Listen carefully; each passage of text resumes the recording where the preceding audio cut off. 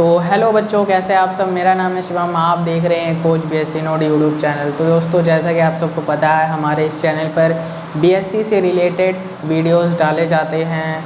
तो पिछले कई दिनों से कोई भी वीडियो नहीं आ रहा था, तो इसके लिए मैं माफ़ी चाहूँगा, क्योंकि मुझे भी कुछ काम था, इसीलिए वीडियो डाल पाना मेरे लिए थोड़ा मुश्किल हो रहा था। तो मैंने सोचा कुछ समय के लिए ब्रेक ले लिया जाए, लेकिन आपका जो पेपर आ रहा है तो उस वजह से मैंने यही सोचा कि वीडियो बनाना बहुत ज़्यादा ज़रूरी हो गया है। तो चलिए दोस्तों, बिना किसी टाइम वेस्ट के अपना टॉपिक स्टार्ट करते हैं। तो मैं आज आपको बताने वाला हूँ इनर्शियल फ्रेम ऑफ रेफरेंस के बारे में और non inertial frame of reference के बारे में। जो बीएससी का एग्ज़ाम है उसमें यह question relativity and statistical physics वाला जो आपका बुक है, जो आपका पेपर है, इसमें यह फ्रीक्वेंटली क्वेश्चंस पूछे जाते हैं। तो इसको जानने से पहले आपको जानना पड़ेगा कि फ्रेम ऑफ रेफरेंस होता क्या है। फ्रेम ऑफ रेफरेंस फिजिक्स में क्या मैंने बोला, फ्रेम ऑफ रेफरेंस, ठीक है ना। तो आपको पता होगा कि मैकेनिक्स जब हम पढ़ते हैं फिजिक्स में, तो हमें बहुत सारे ऑब्जेक्ट के मोशन के बारे में पढ़ना पड़ता है। जैसे कि रोटेशनल मोशन हो गया, वाइब्रेशनल मोशन हो गया, सर्कुलर मोशन हो गया। जैसे कि जो अर्थ होती है वो क्या, वो सन के चारों ओर सर्कुलर पाथ पर लगभग सर्कुलर ही होता है, सर्कुलर ऑर्बिट में क्या करती है, रोटेट करती है। तो इसको रोटेशनल मोशन हो गया।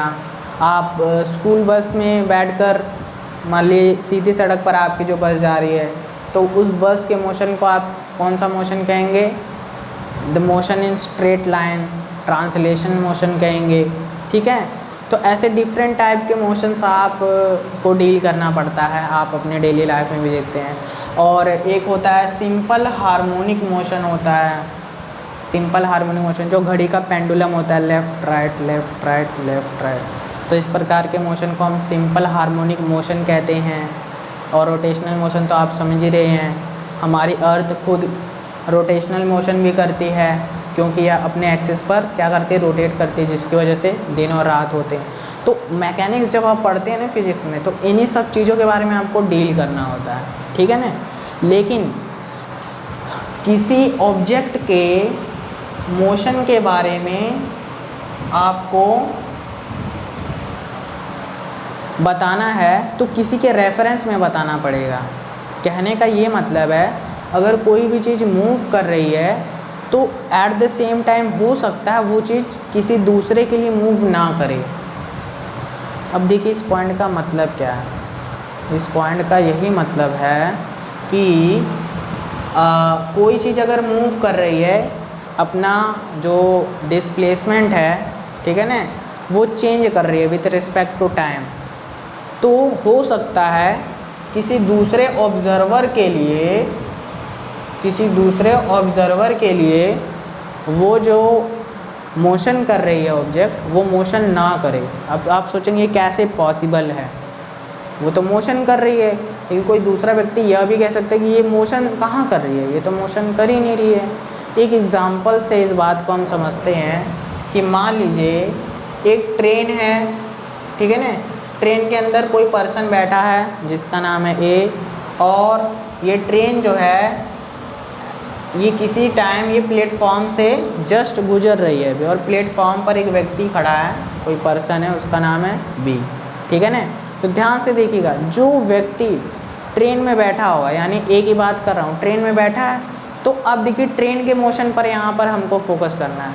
तो जो पर्सन ए है वो कहेगा कि ट्रेन हमारा क्या है, ये तो रेस्ट में है, टाइम बीत रहा है ये, लेकिन मेरे से दूर ट्रेन जा ही नहीं रहा है।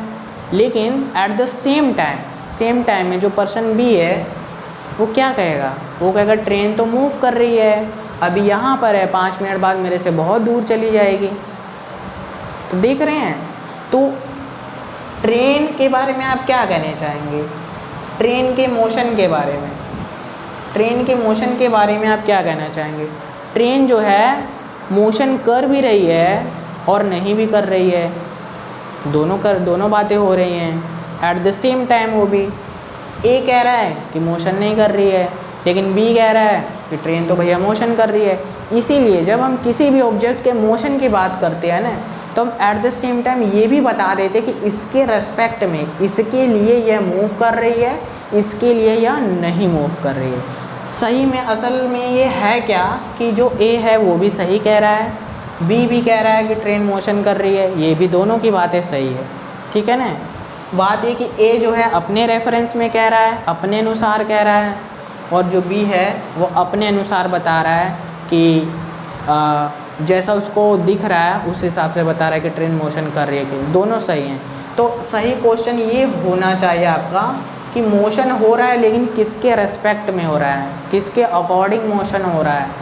इसीलिए कहा जाता है कि जो मैकेनिक्स में मोशन होता है किसी भी ऑब्जेक्ट्स का, वो क्या होता है, रिलेटिव होता है। तो मोशन एक ऐसी फिजिकल क्वांटिटी है जो कि क्या है, रिलेटिव है, ठीक है ना।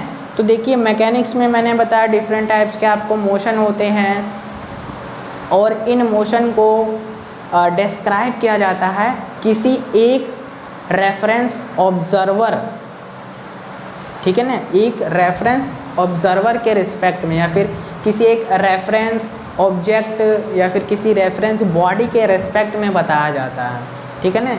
तो इसी रेफरेंस बॉडी को हम क्या कहते हैं, इसी रेफरेंस बॉडी को, ठीक है, जिसके रेस्पेक्ट में किसी भी ऑब्जेक्ट का मोशन बताया जाता है या फिर नहीं बताया जाता है, इसी रेफरेंस बॉडी को हम कहते हैं फ्रेम ऑफ रेफरेंस।